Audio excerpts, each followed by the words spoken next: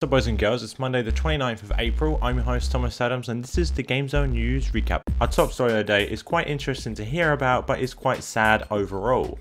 The small indie development studio Greenheart Games recently released their Game Dev Tycoon on Windows and Mac, but they didn't just release it because they also had a little fun with the gaming community.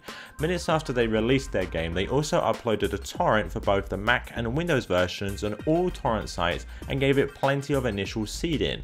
Basically what happened is tons of people went ahead and downloaded the game for free instead of paying the very small $8 price tag.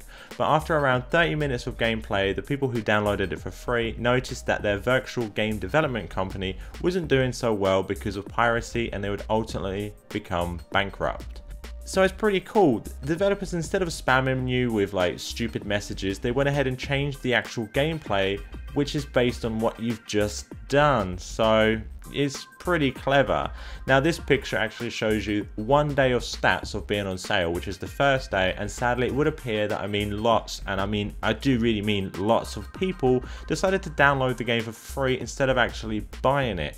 Now I'm not going to go into a debate whether piracy is good, bad, or whatever the case, because sure, getting games for free via piracy or for whatever reason is cool, but in this particular case, and I'm only referring to this case, it's really fucking sad that so many people went ahead and just downloaded this game for free instead of supporting a brand new developer who's just trying to get himself established in the market and hasn't done anything to wrong anyone. This game doesn't even have any DRM anyway. It's just really sad. So it's sad news for me. So that's enough of the sad news. Let's head into the world of the long-time MMO EVE Online. Now their free-to-play first-person shooter Dust 514 will be due out next month on PlayStation 3, and it includes some really cool ideas on how to change up the first-person genre, especially in a multiplayer setting. Remember that it is free-to-play, so it's definitely worth checking out. Additionally, EVE did actually celebrate its 10-year anniversary since release, so huge congratulations to them, and they've also announced something that's a bit crazy.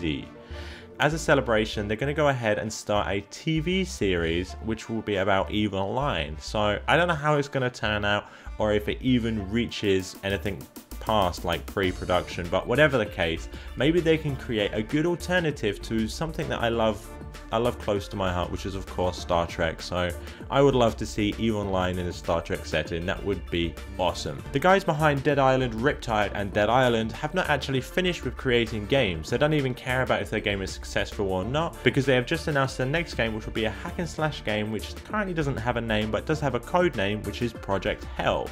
While not much is actually known about this game, it is still pegged to release later this year on PlayStation 3, Xbox 360 and of course the master race known as PC.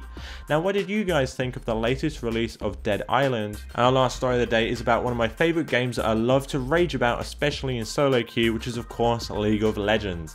Now, Trundle and Sagini's remakes are complete and should be coming onto the servers very soon, and they have both received a new champion spotlight.